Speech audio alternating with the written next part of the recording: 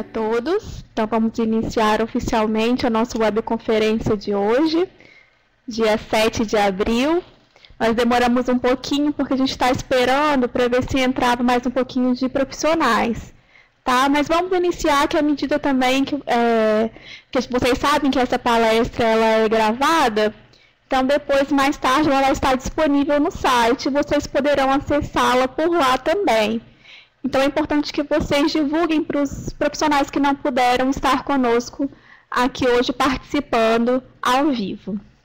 Bom, para quem não me conhece ainda, eu sou Karina Tonini, eu sou professora aqui da Universidade Federal do Espírito Santo, do Departamento de Medicina Social, do curso de Odontologia, e atualmente eu estou como coordenadora da Teleeducação no Telesaúde Espírito Santo.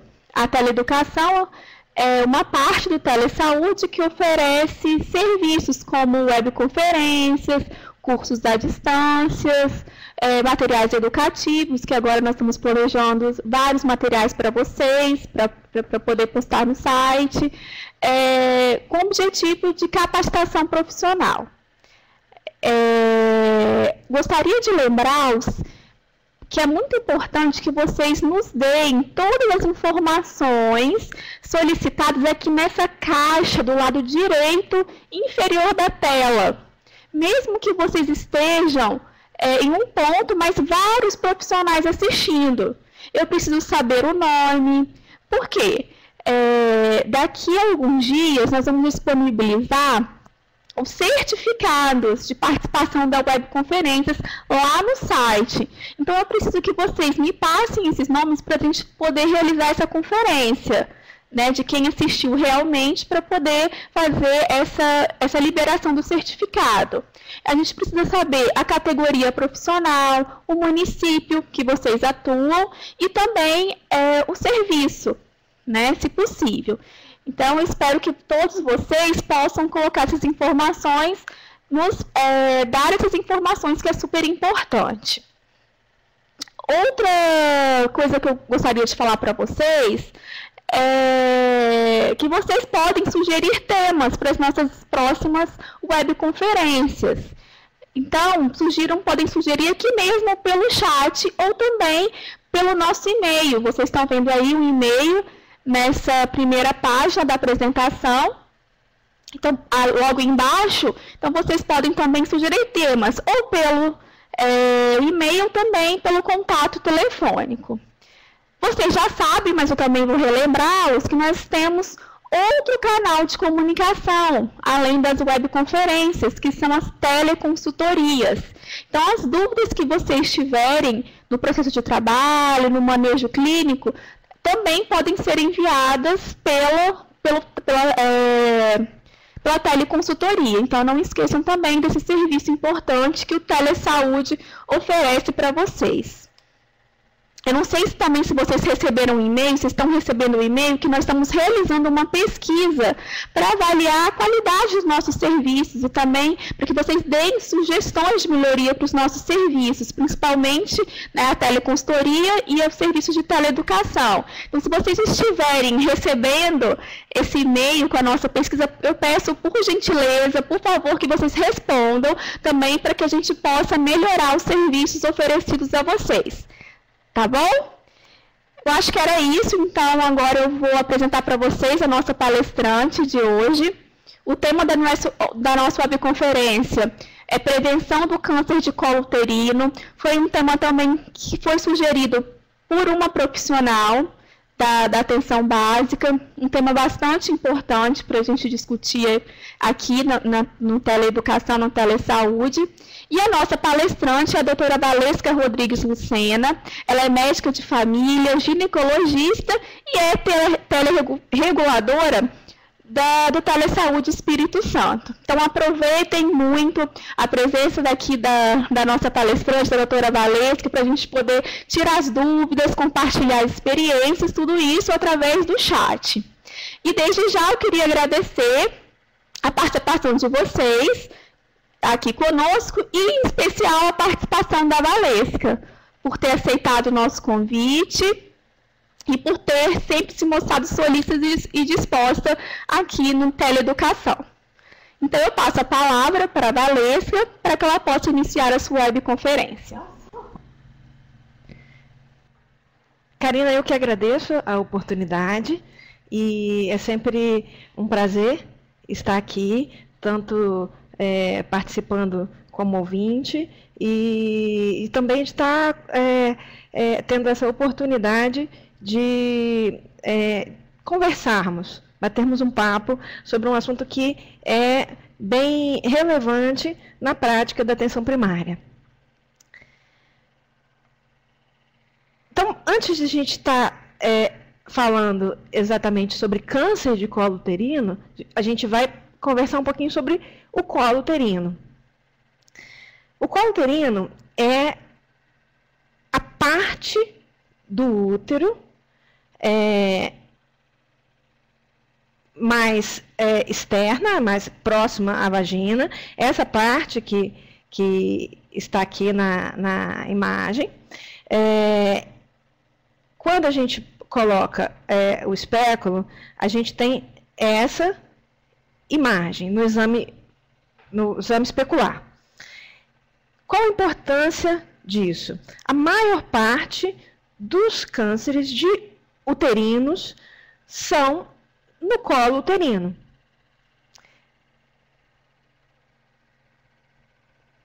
Também, no colo uterino, a gente tem a porção mais externa, chamada ectocervice, ecto de fora, e a porção dentro do canal cervical, do canal uterino, do canal do colo uterino, chamada endocervice. O revestimento que cobre essa região é diferente. Em geral, dentro do colo uterino, nós vamos encontrar o epitélio colunar, o epitélio glandular, que é um epitélio que produz muco, e na parte externa, o epitélio, a ectocervice, a gente vai encontrar o epitélio escamoso. A junção, a separação entre esse epitélio glandular, que produz muco, e o epitélio escamoso, que é um epitélio mais adaptado às condições da vagina, ao meio, ao pH vaginal, à presença da acidez. Então, esse epitélio, a transição entre um epitélio e o outro, a gente chama de junção escamo-colunar. Por que isso é importante? Quando nós pensamos no colo uterino e nos cânceres de colo uterino, a gente sabe que a maior parte dos cânceres estão nessa área, nessa transição. A junção escamo-colunar, ela pode estar mais dentro do colo uterino, mais dentro da endocervice, como também, principalmente, isso é mais comum na infância, na pós-menopausa, ela vai estar bem interna. Na menacme, ela pode estar mais exteriorizada. A separação, a divisão entre o epitélio glandular e o escamoso, ele pode estar mais externo, mais visível. Na gravidez, então, isso é muito mais frequente você achar essa imagem de uma separação entre os dois epicélios, a junção escamo-colunar mais exteriorizada, do que a junção escamo-colunar dentro do colo, como a gente vê à esquerda da imagem. Isso é importante também porque quando a gente está colhendo o preventivo, muitas vezes a gente observa essa alteração e se preocupa, né? Mas para que isso represente uma patologia, é preciso uma doença, é preciso que tenha mais sintomas. Essa junção escamo-colunar essa, que o pessoal dizia ferida, né? Mas é uma ectopia cervical, ela pode, muitas vezes, provocar sair uma quantidade maior de muco, né? Uma secreção transparente, que é uma secreção normal. Não precisaria de nenhuma intervenção. Uma infecção dessa região, ela pode provocar um muco mais purulento, um colo friável, que quando você toca, ele sangra, um colo sangrante, né? Nessa região também tem uma importância aqui, porque a tendência desse epitélio glandular que está para fora, que está exteriorizado, é se modificar através de metaplasia escamosa, ou seja, transformação de um epitélio no outro. A tendência é que esse epitélio glandular que está ali se transforme, procure se transformar através de metaplasia num epitélio escamoso, que é o epitélio mais resistente. Essa zona em que está ocorrendo essa mudança de um epitélio para o outro, chama-se zona de transformação. 90% das lesões precursoras ou malignas do colo uterino ocorrem na zona de transformação. Por isso é importante, na coleta do preventivo, que se essa região esteja representada.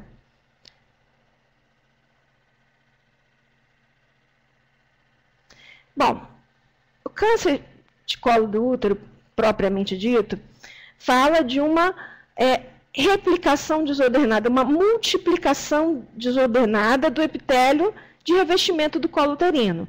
Então, ali do epitélio, geralmente, mais frequentemente, do epitélio escamoso.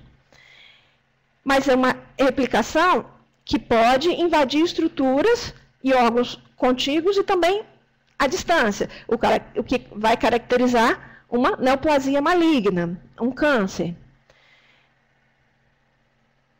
O câncer de colo de útero é uma patologia de desenvolvimento lento. Isso é importante a gente saber porque é o tumor que tem o maior potencial de prevenção e de cura, com exceção do câncer de pele, quando ele é diagnosticado precocemente, justamente por conta desse desenvolvimento lento. A chance que nós temos na atenção primária de diagnosticar esse câncer antes que ele invada as estruturas e os outros órgãos contíguos à distância é muito grande.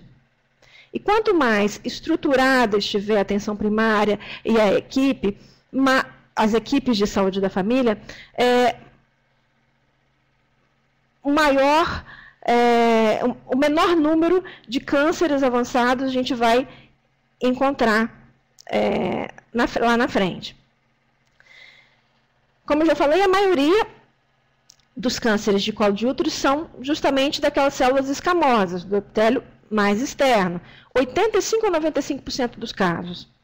O adenocarcinoma também ele pode acontecer, que é o câncer dessas tecido glandular, e é menos frequente.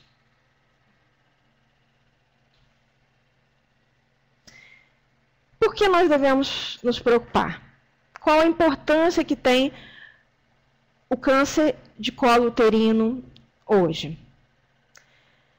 O câncer é o quarto tipo de câncer mais comum entre as mulheres no mundo. São 530 mil novos casos por ano no mundo de câncer de colo uterino, sendo que ele é mais frequente em países em desenvolvimento, justamente pela pouca estrutura de rastreamento desse câncer. Ele é responsável pelo óbito de 265 mil mulheres por ano. É a terceira causa de morte por câncer em mulheres no Brasil. Foi, em 2012, a terceira causa de morte por câncer. No Brasil, no ano de 2014, e também a estimativa para 2015, eram esperados e são esperados para esse próximo ano 15 mil novos casos de câncer de colo uterino. Isso traz um risco estimado de 15 casos para cada 100 mil mulheres. Mais próximo da nossa realidade, no Espírito Santo, espera-se que esse ano tenham-se 200 casos novos. O risco estimado no Espírito Santo não é diferente do restante do país, da média esperada para o país. É um risco estimado de quase 15 também, casos para cada 100 mil mulheres. E a gente tem que pensar que aqui no Espírito Santo a gente ainda tem uma taxa mediana, equivalente à região sudeste.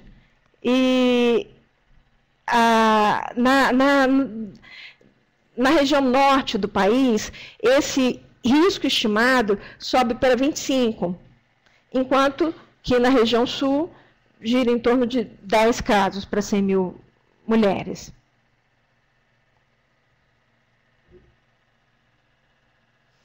Bom, então, quais são os fatores de risco para câncer de colo uterino?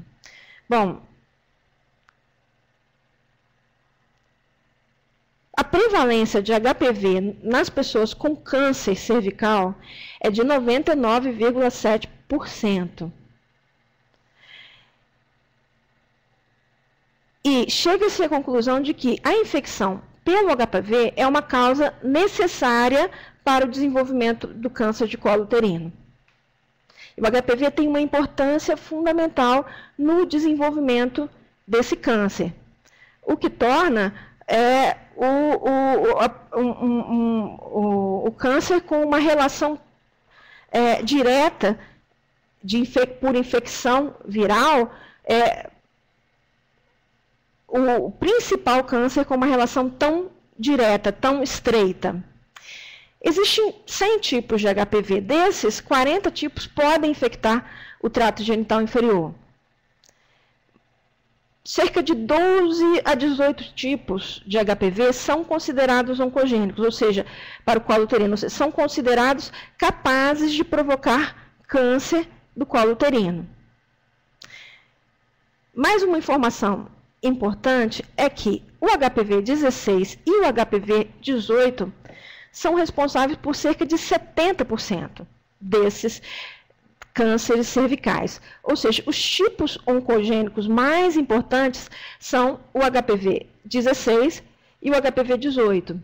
Isso tem uma importância quando se fala de prevenção primária, no caso, a vacinação para esses tipos que são mais oncogênicos, que são os tipos que têm uma capacidade maior e uma relação maior com o câncer de colo uterino.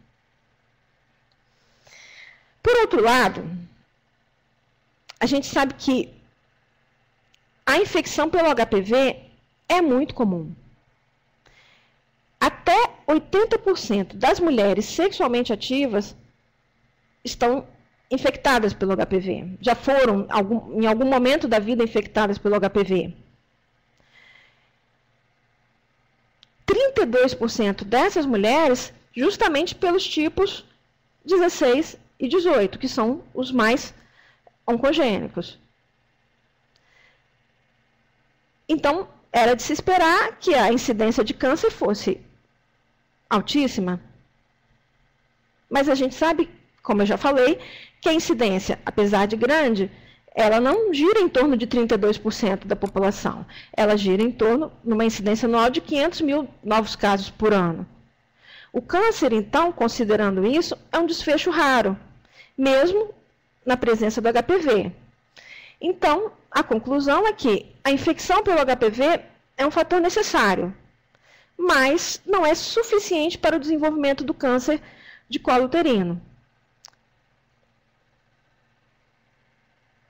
Então, quais são os fatores que se associam, então, o HPV evoluir com uma lesão cancerígena no colo uterino? A questão é, o que faz, que leva ao desenvolvimento de lesões precursoras do colo uterino? Lesões precursoras são lesões que acontecem que evoluem antes de se tornar um câncer. É a infecção persistente, ou seja, a manutenção da infecção. Na maioria dos casos, a infecção cervical pelo HPV é transitória. Quando a gente fala de 80% das mulheres já tiveram esse contato, já tiveram uma infecção para o HPV, a gente está dizendo que na maioria dos casos, essa infecção vai regredir espontaneamente entre 6 meses a 2 anos. Quando nós temos uma infecção que persiste, uma infecção por um tipo viral oncogênico que não regride entre 6 meses e 2 anos, esse tipo viral, essa infecção persistente, pode levar ao desenvolvimento do câncer uterino, inicialmente das lesões precursoras, das lesões que levarão mais para frente a um câncer uterino. Que lesões precursoras são essas? São lesões intraepiteliais de alto grau e o adenocarcinoma in situ. São as lesões que são consideradas, hoje em dia, precursoras do câncer uterino. Então, a gente chega à conclusão que identificar e tratar adequadamente essas lesões precursoras vai levar a uma prevenção da progressão para um câncer cervical, um carcinoma cervical invasivo.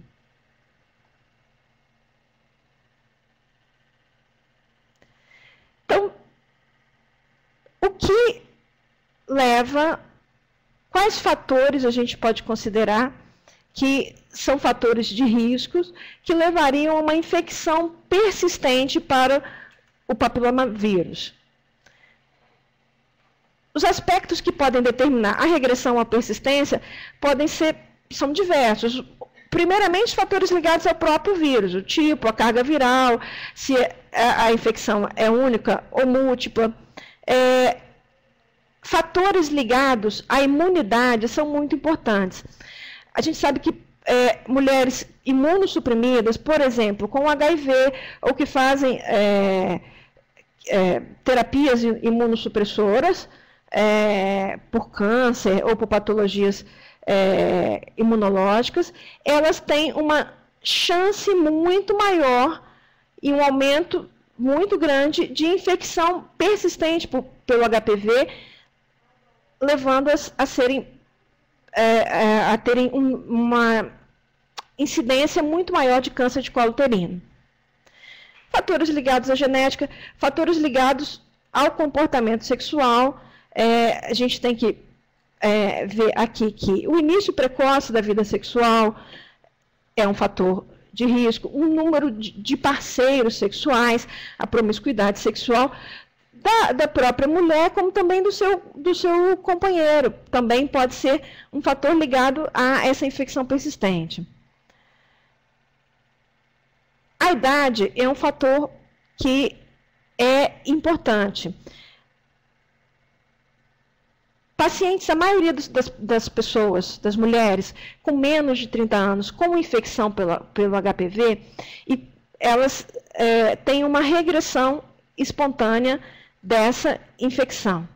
Mulheres com mais de 30 anos, a persistência do HPV é muito mais frequente, o que torna essa faixa etária, a partir dos 30 anos, uma faixa etária que nós precisamos estar atentos. O tabagismo também é um fator importante nessa persistência do HPV. E tem a relação no número de cigarros fumados por dia, o início em idade precoce.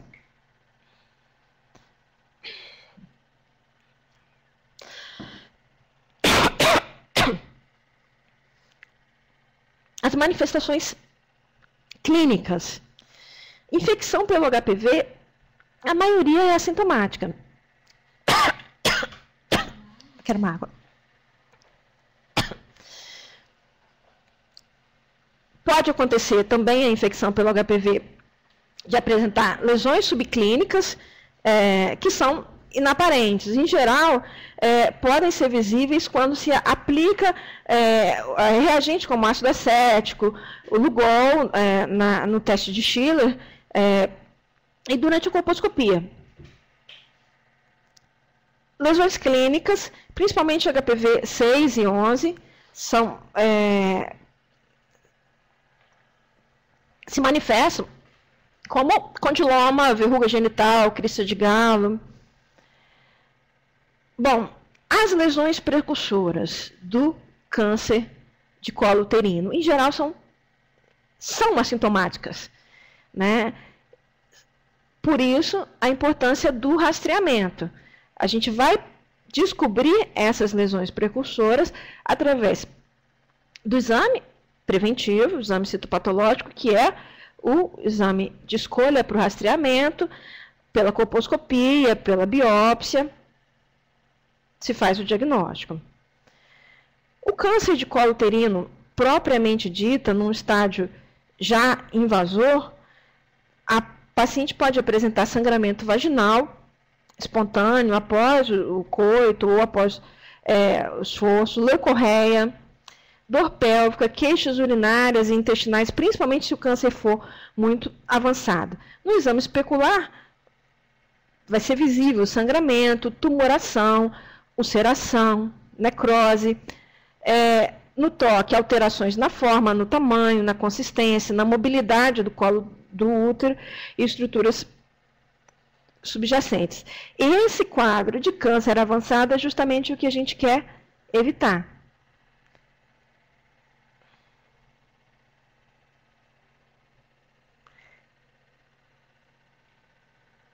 Pensando nisso, então, como promover a saúde para as nossas mulheres em relação ao câncer de colo uterino? Em primeiro lugar, acesso à informação. Isso toda a equipe precisa estar sensibilizada e, ao mesmo tempo, ter informações do agente de saúde, ao técnico de enfermagem, ao médico, ao enfermeiro, ao odontólogo, o acesso à informação e aproveitar as oportunidades que a equipe tem, tanto nas consultas, como nas palestras, como nas visitas domiciliares, para fornecer informação de qualidade para as mulheres da sua área, né, adscrita, e sempre lembrando de fornecer a informação numa linguagem adequada, respeitando e pensando nas características culturais da sua comunidade, culturais daquela família, respeitando as crenças, respeitando procurando saber o que essa mulher conhece sobre o assunto e fornecendo informação de qualidade. Também promover diminuição pela redução das dificuldades de acesso, ou seja, melhoria da oferta. E aí quando a gente pensa em ampliação da cobertura, o que significa isso? A cobertura de preventivos, ela é determinada não pelo número absoluto de preventivos que a equipe fornece, mas a cobertura ela tem a ver com a população que deveria prioritária para o rastreamento. A gente vai conversar sobre isso daqui a pouquinho. Que população é essa? Né? A população de mulheres de 25 a 65 anos. Então, é preciso que se tenha um levantamento dessas mulheres. Né? A equipe precisa ter o cadastro das famílias com o número de mulheres para conhecer a sua população-alvo. E aí, conhecendo a população-alvo, a equipe precisa identificar dentro dessa população-alvo para rastreamento de colo uterino quantas mulheres fizeram o preventivo estão com o preventivo em dia dentro da periodicidade recomendada pelo Ministério da Saúde. A relação entre a população-alvo e o número de preventivos que foram oferecidos para essa comunidade é que a gente chama de cobertura. Isso é importante porque muitas vezes o número absoluto de preventivos não é suficiente para dizer que a população está coberta. Mudanças nos processos de trabalho também, facilitando o acesso das mulheres ao preventivo, toda a equipe estando atenta a essa população, né, no sentido de facilitar o acesso ao serviço quando essa mulher procura, de fazer busca ativa das mulheres que estão em falta com o preventivo. E também controle do tabagismo. Isso é uma das prioridades do Ministério da Saúde, no sentido no planejamento das ações de promoção à saúde, o controle do tabagismo, que está relacionado ao câncer de colo uterino, mas também está relacionado a outros tipos de câncer e doenças cardiovasculares. Então, o controle do tabagismo deve ser uma meta a ser alcançada pela equipe também, no sentido de estimular a população e de fornecer acesso ao tratamento das pessoas que querem parar de fumar.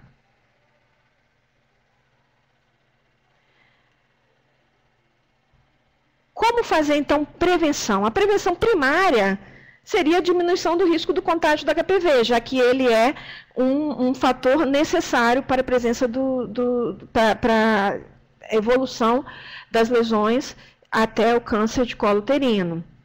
Então, como a gente poderia diminuir esse contágio com HPV? O uso de preservativos. É limitado essa proteção fornecida pelo preservativo, mas é importante que se oriente, porque o preservativo, ele protege parcialmente, mas ele não, o HPV, o contágio pode acontecer nas regiões genitais, por exemplo, a própria vulva, na raiz de coxa, a região perianal, toda essa região que não estaria protegida pelo preservativo, ela pode ser uma fonte de contágio pelo HPV. Então, ele protege parcialmente. Por que é importante também a utilização do preservativo? Pelas infecções concomitantes, que pioram a infecção e contribuem para a persistência do HPV, que é o herpes, o HIV, como um agente imunossupressor. Então, é muito importante continuar orientando a questão do preventivo. A vacina, hoje, a partir de 2014, começou a ser fornecida pelo Ministério da Saúde.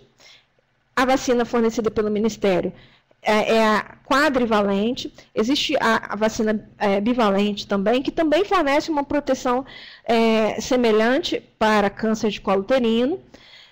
A vacina bivalente, ela protege somente contra os tipos 16 e 18. Por isso, ela dá uma proteção contra o câncer.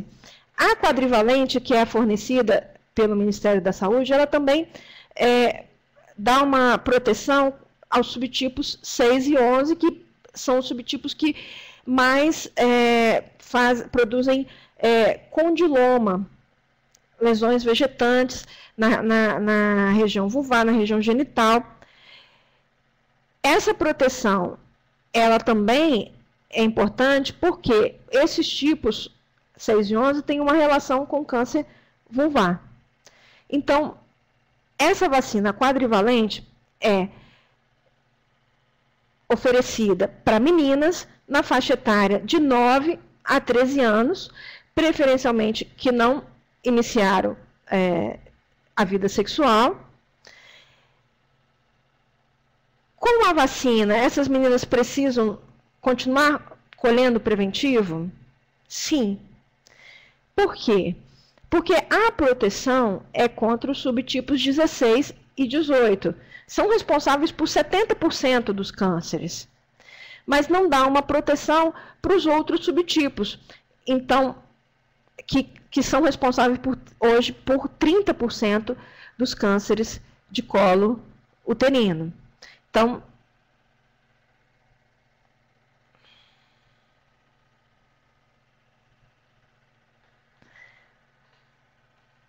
Prevenção secundária. A prevenção secundária preconizada é a detecção precoce. É a detecção das lesões, pode ser tanto lesões precursoras, como uma detecção de um câncer numa fase inicial, ainda tratável e curável. Tanto a incidência quanto a mortalidade por câncer de colo uterino podem ser reduzidas com programas organizados de rastreamento.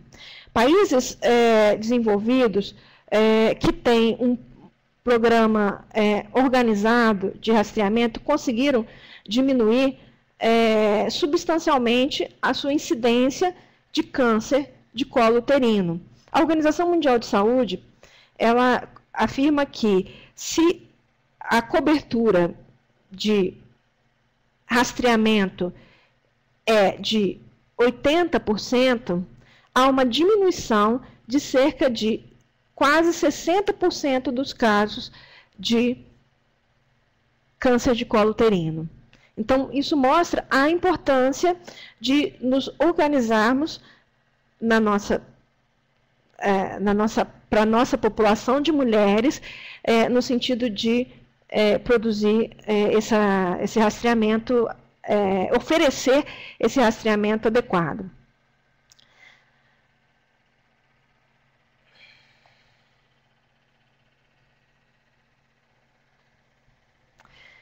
Eu coloquei aqui as forças de recomendação, porque nós vamos estar falando mais para frente das diretrizes brasileiras do rastreamento de câncer uterino.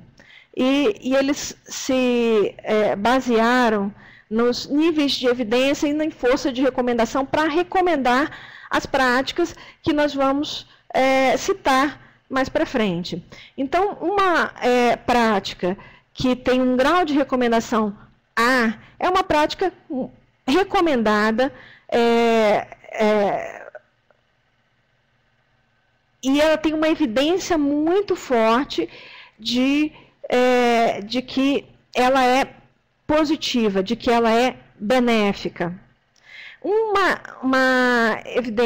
força de recomendação B também é uma prática recomendada com uma evidência menor. Uma força de recomendação C, a prática não seria recomendada periodicamente, poderia ser utilizada em alguns indivíduos, decisão caso a caso. E uma força de recomendação D é uma prática não recomendada, que se desencoraja o uso dessa prática, as evidências disponíveis no momento desencorajam o uso dessa prática, né?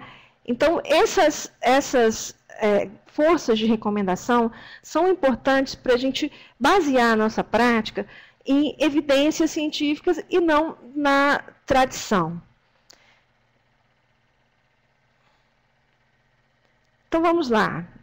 As diretrizes brasileiras para o rastreamento do colo uterino foram elaboradas em 2011 pelo INCA e várias outras entidades de apoio científicas no Brasil, e foi baseada em práticas internacionais e evidências científicas atuais disponíveis no momento. Então, primeira diretriz, a primeira recomendação é que o método de rastreamento de câncer de colo uterino e de suas lesões precursoras seja o exame citopatológico de colo uterino. Isso tem uma evidência muito forte. Mesmo em países desenvolvidos, em que hoje já está se recomendando e utilizando a detecção associada, o citopatológico associado ao DNA, a detecção do DNA HPV, mesmo nesses países, a evidência disponível é que o método de rastreamento de câncer de colo uterino mais efetivo é o exame citopatológico.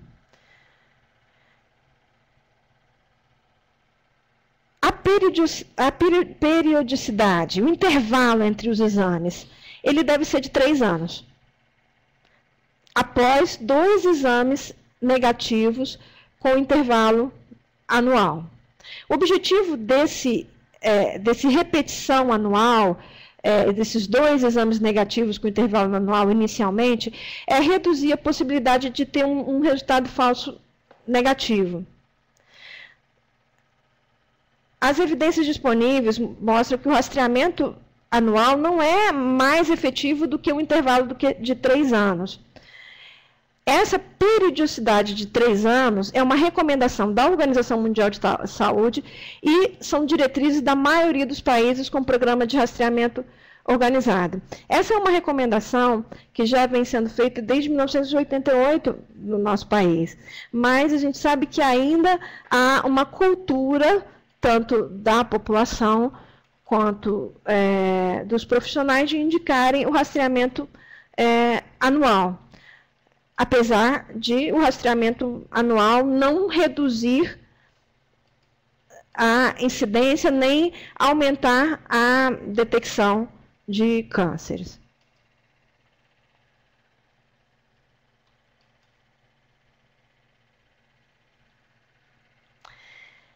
População-alvo. Bom, o início da coleta deve ser aos 25 anos de idade para as mulheres que já tiveram atividade sexual. Por que o início com 25 anos de idade? Sabe-se que as lesões em mulheres jovens, principalmente mulheres abaixo de 20 anos, elas, em sua maioria, regridem espontaneamente entre 6 meses e 1 ano. Quando se inicia um rastreamento muito precoce, a gente corre o risco de ter um número de mulheres com exames falsos positivos, o que leva a um sofrimento psíquico, a um custo, a também os procedimentos diagnósticos que se seguem com uma lesão inicial, eles são muitas vezes danosos à prole, a um número maior de aborto em mulheres que são submetidas aos procedimentos de biópsia, de conização. Então, como a incidência nessa faixa etária menor de 25 anos, ela é em torno de 1% dos cânceres, não há uma... essas mulheres não estão numa faixa de idade que seja prioritária. Não significa que essas mulheres, principalmente aquelas com fatores de risco, não possam se submeter ao exame. Elas podem fazer o exame preventivo, mas elas não devem ser alvo de planejamento das ações da equipe. Elas devem ser abordadas de uma maneira menos prioritária nesse sentido de preventivo, de coleta de preventivo. Os exames devem prosseguir o rastreamento através do preventivo até os 64 anos, e então podem ser interrompidos se a mulher tiver pelo menos 2 exames negativos consecutivos nos últimos 5 anos. Os 2 exames negativos, é claro que se a mulher tem um passado de câncer de colo uterino, ela não vai entrar nessa regra.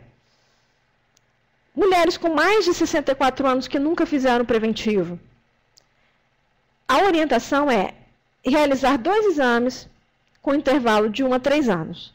Se os 2 exames forem negativos, essas mulheres também podem ser dispensadas de exames adicionais. Veja, para mulheres idosas, esse nível de evidência é B. Ele não há um consenso, um grau de certeza muito forte. Mas, para mulheres jovens, com menos de 25 anos, essa é uma recomendação fortemente de forte evidência, ela tem um grau de evidência A.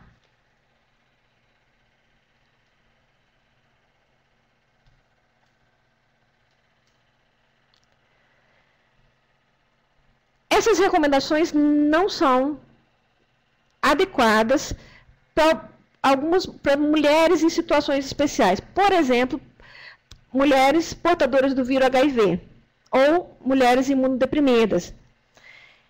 Elas não devem seguir essa rotina de 3 anos. O exame preventivo para mulheres imunodeprimidas que fazem quimioterapia ou que fazem uso de drogas imunossupressoras de uso contínuo, crônica, e portadores de HIV, ele deve começar assim que iniciar a vida sexual dessa mulher. E os intervalos devem ser semestrais no primeiro ano, se normais, depois o segmento deve ser anual. Essas mulheres têm uma chance muito grande de desenvolver câncer de colo uterino. Por isso, essa recomendação.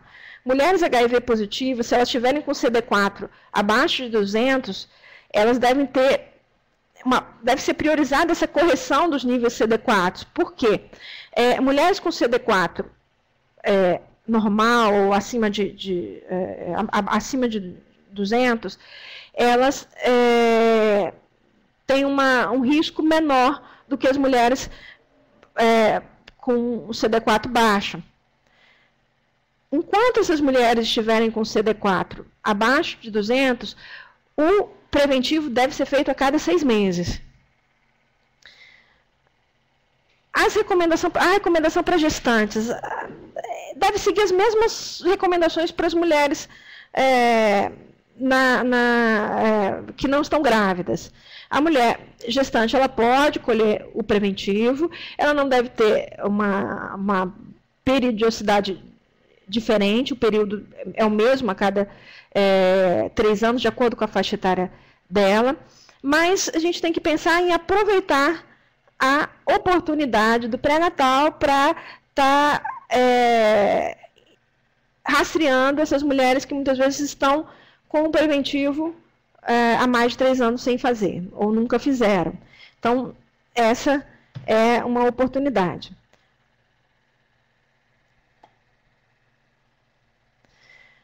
A recomendação para as mulheres na menopausa é a mesma.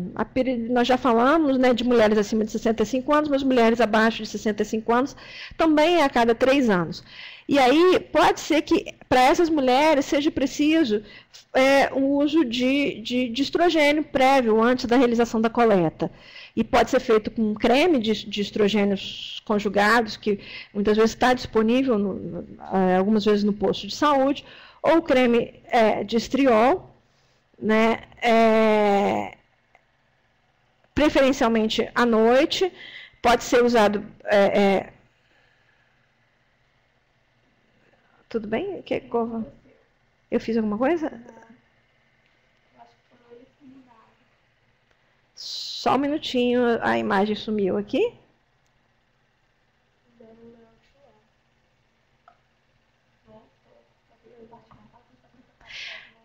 Bom, gente... Tá. Bom, nós vamos ter que pedir uma pausa a vocês, 1 minutinho.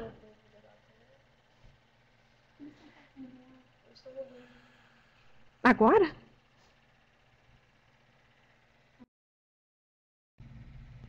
Ok. Nós pedimos desculpa pelo inconveniente. Tivemos um problema técnico aqui, mas já estamos de volta. Coleta do exame citopatológico. Quais são as recomendações que a gente precisa fornecer para que tenha uma coleta adequada?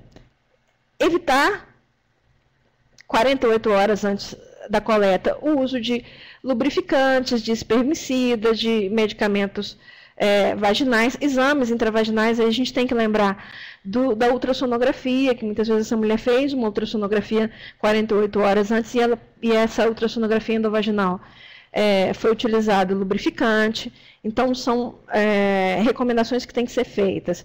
O exame não deve ser feito também no período menstrual, porque isso também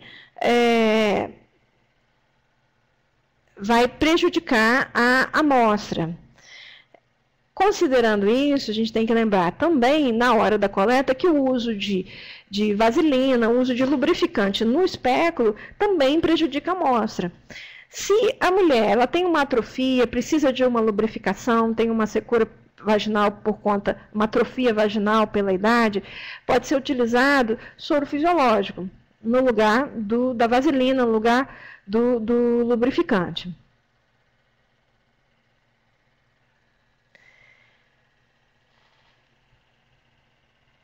A coleta, para ela ser uma coleta adequada, ela precisa de que tenha epitélios, que tenha amostra do epitélio, como a gente já conversou, do epitélio glandular e do epitélio escamoso. Porque 90% dos cânceres estão na zona de transformação, ou seja, na separação, na junção escamo-colunar, na separação entre um epitélio e o outro. A presença de representação dessa amostra glandular ou de metaplasia escamosa, que mostra que há epitélio da zona de transformação, mostra que a coleta foi adequada. Então, na coleta, é preciso estar utilizando a espátula de Aire e a escova endocervical. A espátula de Aire ela deve ser a coleta da ectocervice feita com a espátula, ela deve ser feita de maneira que primeiro deve-se limpar o colo uterino, tirar toda a secreção, tiver tudo que tiver ali que possa estar prejudicando a coleta, prejudicando a lâmina, para que não haja excesso de muco, excesso de substância, e a gente tem uma amostra representativa dessa região externa. A espátula deve fazer um movimento de 360 graus ali no colo. A escova endocervical, ela é muito importante para a coleta, principalmente nas mulheres que têm essa junção escamo-colunar mais dentro do colo, mais interna. Principalmente as mulheres mais velhas. Aqui a gente tem uma imagem à direita da tela, uma imagem da confecção da lâmina, que mostra que não é preciso colher do fundo de saco vaginal. Basta a amostra com a espátula,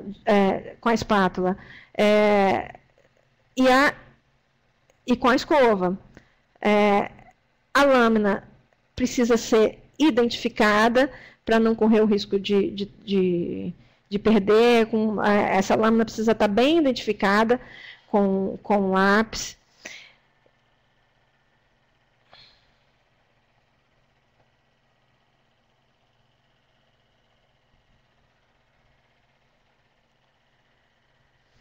Bom, e a gente estava aqui conversando justamente sobre a coleta e a gente tem que ver que tipo de amostra a gente tem. E o resultado do preventivo vai nos mostrar se essa amostra foi satisfatória ou insatisfatória, a adequabilidade dessa amostra. A amostra insatisfatória, ela pode ser causada por um material acelular ou com pouca célula, menos de 10% de células no esfregaço, então não há uma possibilidade do citopatologista fazer uma leitura dessa lâmina. A leitura pode estar prejudicada também pela presença de sangue, por isso a mulher não deve estar menstruada. O ideal é que se recomende que ela colha o preventivo 5 dias depois da menstruação. Pela presença de piócitos, então a gente tem que estar, de novo, limpando o colo, ter um material, uma gaze, limpar o colo. Artefatos de dessecamento. O cuidado que deve ter para que isso não aconteça é não demorar muito entre a coleta e a realização da lâmina e a fixação no álcool. O ideal é que colha-se o material da ectoservice, vá com a escovinha, colha a endoservice e aí faça a lâmina, porque ela não vai ficar muito tempo secando. Então, você colheu as duas com a espátula, colheu com a escovinha e aí você faz a lâmina. Contaminantes externos, aí a gente tem que pensar naquilo que a gente falou sobre o uso da vaselina, né? Ou intensa superposição celular. O esfregaço, quando você vai fazer a lâmina, tem que ser o mais fino possível. Nesse caso, se há uma amostra insatisfatória para avaliação, a mulher deve repetir o exame entre 6 a 12 semanas com a correção do problema que motivou o resultado. Então, se era a menstruação, ou se era o sangramento, né? Então, vamos tratar a cervicite, a infecção do colo, para melhorar a lâmina. Lembrar que todo cuidado ele é válido, porque a coleta do exame preventivo ela é muitas vezes desgastante para a mulher. E ela ter que voltar a repetir o exame desnecessariamente causa uma angústia.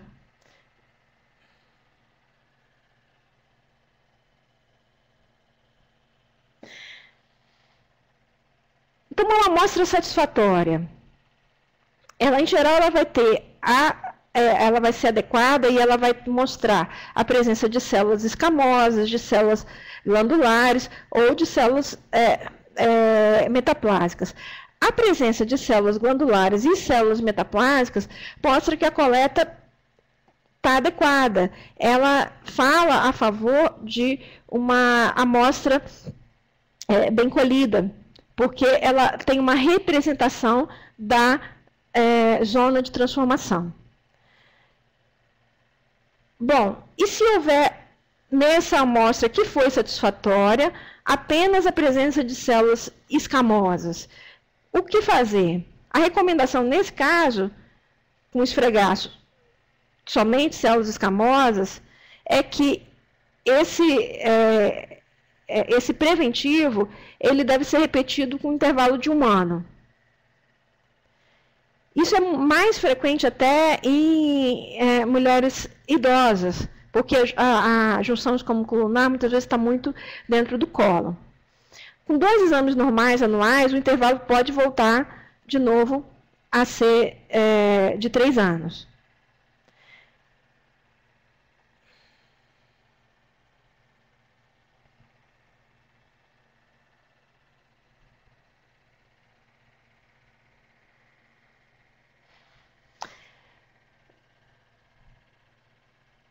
Bom,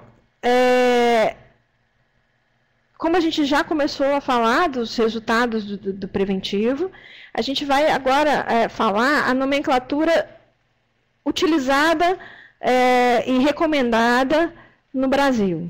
É nomenclatura citológica brasileira. Aqui a gente tem nesse quadro, que um histórico dos tipos das normas de nomenclatura que foram utilizadas na história. Quando eu me formei, ainda era muito comum ainda se ter um preventivo ainda com a classificação, a nomenclatura relacionada ao Papa Nicolau. Classe 1, classe 2, classe 3, classe 4. E essa é uma nomenclatura que a gente não utiliza mais. A nomenclatura da Organização Mundial de Saúde, de 1952, falava em displasia e em carcinoma. Também é uma nomenclatura que não deve mais ser utilizada. As nomenclaturas mais atuais são as de Richard e a nomenclatura citológica brasileira.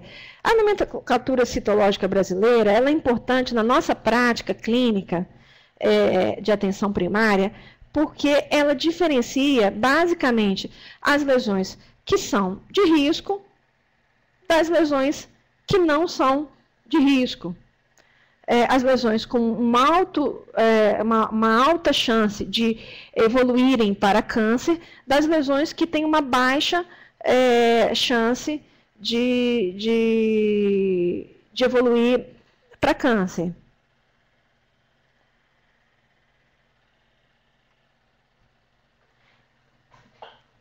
Bom, como é que pode ser?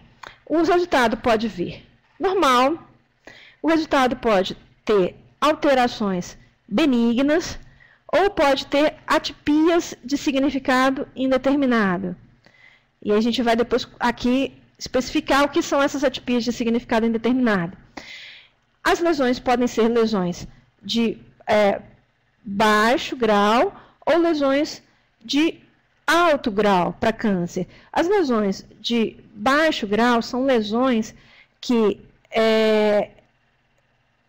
elas dificilmente vão se evoluir para câncer. O NIC1, da classificação de Richard, ele está nessa lesão de baixo grau. Então, a gente sabe que as lesões de alto grau, elas são lesões que são antigamente classificadas como NIC1 e 2, então são as lesões de alto grau, compreendendo NIC2 e NIC3. Lesão de alto grau também pode ser considerar as lesões NIC3 e o adenocarcinoma in situ. Carcinoma invasor. Atipias de significado indeterminado em células escamosas, provavelmente elas podem ser em células escamosas, provavelmente não neoplásica, ou lesões que não se pode avaliar se são lesões de alto grau. Essas são lesões que a gente precisa estar atenta. As atipias podem ser em células glandulares. Atipias em células de significado indeterminado em células glandulares são lesões que nós precisamos estar muito atentos, porque elas podem significar um adenocarcinoma. Mesmo as lesões provavelmente não neoplásicas, elas precisam de uma atenção. E as atipias de origem indefinida, que não se sabe se são escamosas ou glandulares. O exame citopatológico pode estar dentro dos limites da normalidade, o exame normal.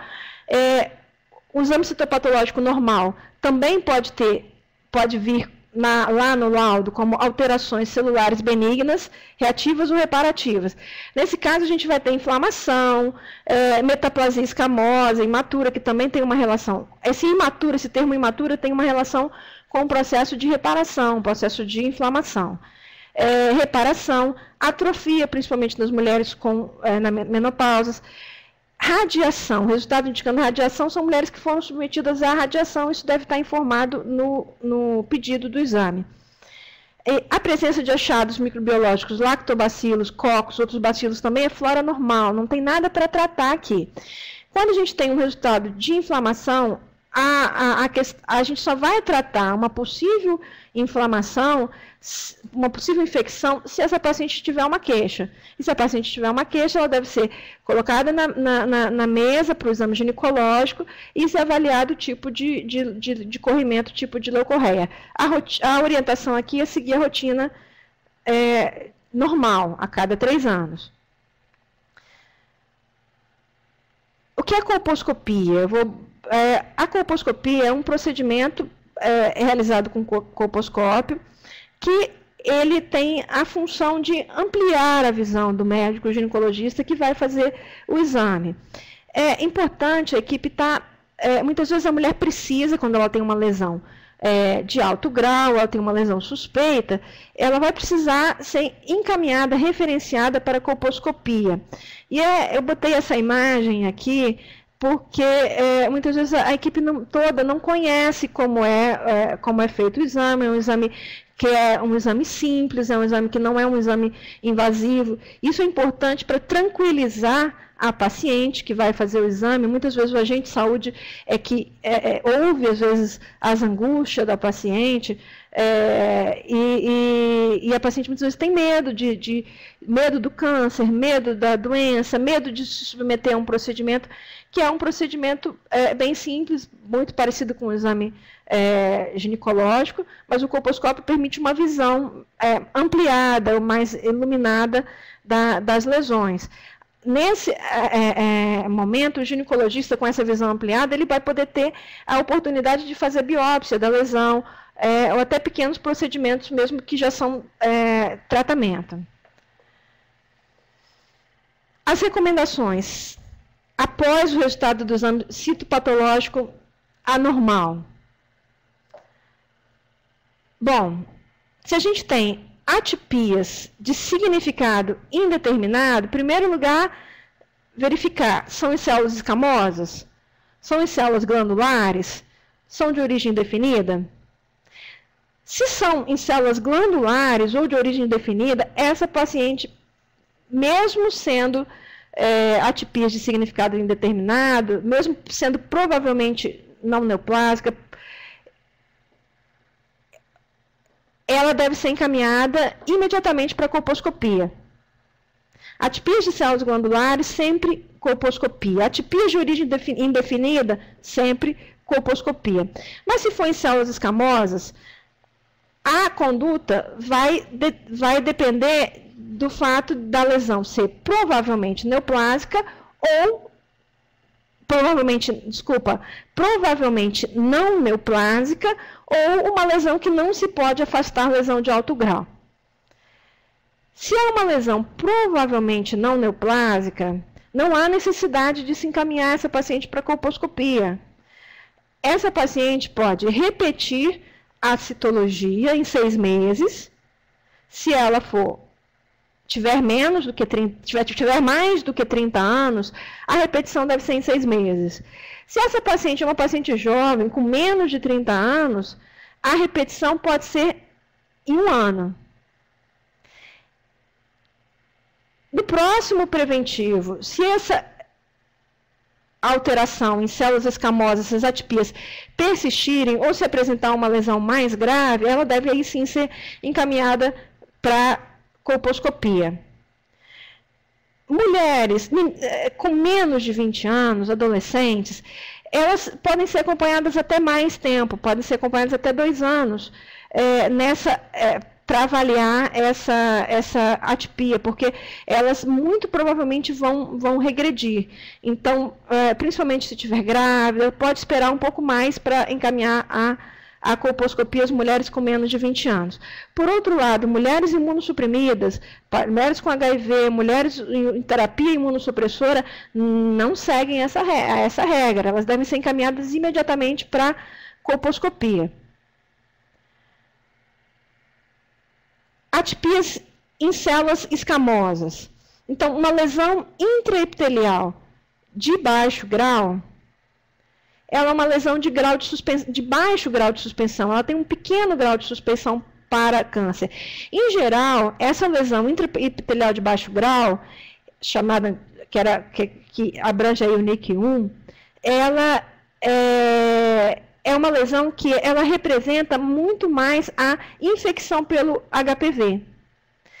A conduta, nesse caso, deve ser a repetição da citologia em 6 meses. Exceções para mulheres imunossuprimidas não seguem essa linha de raciocínio. Mulheres imunossuprimidas, mesmo com lesão de baixo grau, devem ser encaminhadas para a colposcopia imediatamente. Todas as lesões seguintes, que são lesões de alto grau de suspeição, de maior grau de suspeição para lesões precursoras de câncer, lesão intraepitelial de alto grau, que seria o NIC 2 e 3, lesão intraepitelial de alto grau, não podendo excluir microinvasão, carcinoma epidermoide invasor, adenocarcinoma in situ, adenocarcinoma invasor, elas devem ser encaminhadas para colposcopia.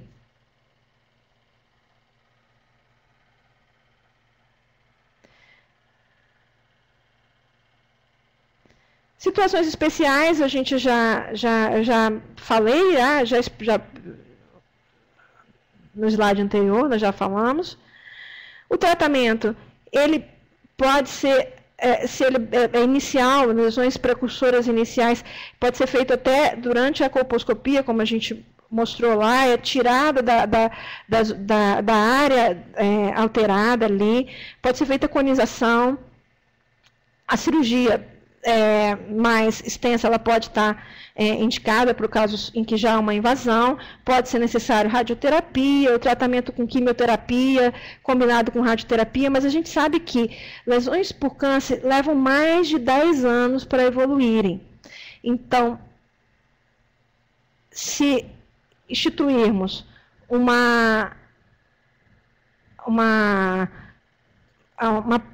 política de rastreamento nas nossas comunidades, a gente vai encontrar os cânceres sendo tratáveis só por conização, que é retirada só daquela partezinha do colo, só por exérese da zona de transformação, que é um procedimento ambulatorial, ou se a área for maior, pode ser que seja cirúrgico, seja a nível terciário. Então, assim, quanto mais cedo, menos dano e menos agressivo vai ser o tratamento.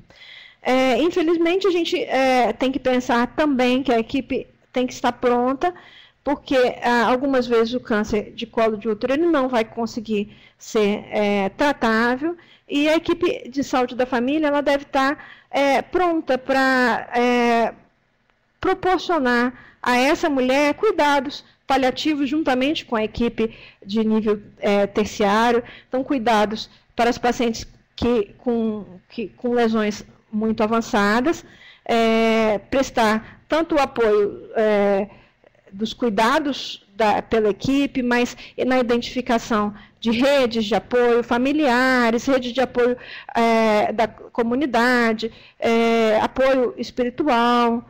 Então, são formas que a equipe pode estar ajudando essa paciente já com uma doença fora da possibilidade de tratamento atualmente. Então, é isso. A gente se estendeu um pouco e eu quero agradecer pela oportunidade. Nós que agradecemos, Valesca, pela explanação, pela excelente explanação. Acho que foi muito objetiva e clara. E nós temos algumas perguntas aqui que foram enviadas pelo chat. A primeira pergunta de Boa Esperança, do pessoal de Boa Esperança, eles perguntam como são 99,7% de associação do HPV ao câncer de colo uterino, os outros 0,3%, né, nem a 0,3%, outros, a outra porcentagem restante são inerentes a quais fatores? Não tem, assim, na literatura muito a se dizer sobre isso. Mas a gente colocou ali também, eu coloquei fatores genéticos, fatores próprios individuais do indivíduo, mas não chegam a ser fatores que têm um impacto muito grande no sentido de ter ações preventivas. Esses 0,003% pode estar relacionado justamente a essa questão da própria imunidade da pessoa, né? A própria história genética, familiar. Acho que foi respondido, né, Adriano? O Adriano também pergunta, a equipe de Boa Esperança, a ausência de elementos da junção escamo-colunar no exame deve-se a quais fatores? Um deles seria a presença de muco, a quantidade de muco? Sim, a quantidade de muco. Por isso que a boa técnica fala que a gente deve limpar o colo de útero, né, com uma gaze antes da coleta, retirar todo o muco.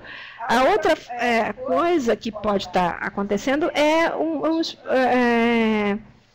uma junção musculoescapulanar muito interiorizada nas pacientes com pós-menopausadas, uma JEC, né, muito lá endocervical. Então, por isso é importante o uso da espátula e também da escovinha.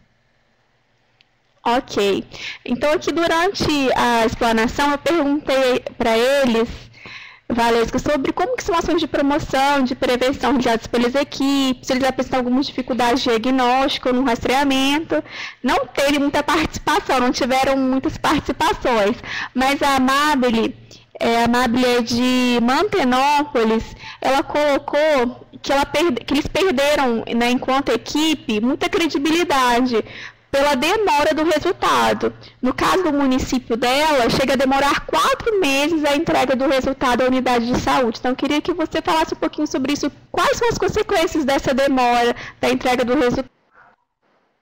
Às vezes a gente passa por isso. A gente já trabalhei em municípios, em momentos de municípios em que tinha também essa dificuldade, mas isso realmente faz com que a paciente fique ansiosa pelo resultado, porque quando ela não tem esse resultado, ela faz o exame porque ela fica na expectativa dessa resposta. E aí o que eu digo a gente precisa aprender a negociar com os gestores. Muitas vezes o gestor não tem conhecimento desses trâmites. Então, assim, negociar mostrar a importância o impacto que isso tem, até mesmo fazer um levantamento na sua comunidade do impacto que isso tem na credibilidade e mostrar, através desse levantamento, para a gestão, da importância desse rastreamento e importância de que como essa demora tem afetado. É claro que a gente não pode desanimar, né? Eu acho que a atenção primária, a gente passa por momentos em que a gente tem tem algumas dificuldades e a gente não pode deixar de acreditar que a gente pode fazer uma mudança. E trabalhar sempre para o melhor para os nossos pacientes, para a nossa comunidade, né, Valesca? Temos outra pergunta aqui do Adriano, que a pergunta as mulheres com esterectomia, elas devem se realizar o exame anualmente em mulheres com esterectomia? Quais as condutas nesse caso? Não devem fazer o preventivo. Se a mulher não fez esterectomia por causa de câncer de colo uterino, ou se ela não assim, a gente tem que ver qual foi a indicação dessa esterectomia. Se não foi por câncer, foi por algum outro motivo, ela não precisa fazer o preventivo. Recomenda-se uma recomendação contra de se fazer rastreamento em mulheres que já fizeram a esterectomia, assim como em mulheres que não iniciaram a sua vida sexual. Até porque o câncer nessas mulheres que nunca iniciaram, que não têm atividade sexual, ele não tem o fator de risco HPV. Muito bom, acho que foi respondido, né? Bom, então vou encerrar por aqui, eu acho que eu posso encerrar. Vocês têm mais alguma pergunta, pessoal? Acho que não, então eu vou já novamente agradecer a nossa palestrante, a doutora Valesca. Esperamos tê-la mais vezes aqui conosco.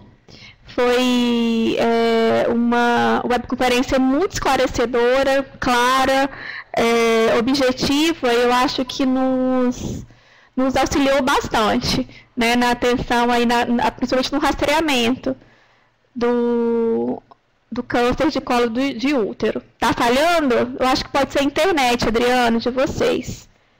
Bom, e também gostaria de agradecer a presença de vocês aqui conosco, dizer que é super importante essa participação, continuem participando. As nossas programações das próximas webconferências, elas estão lá no site, na agenda.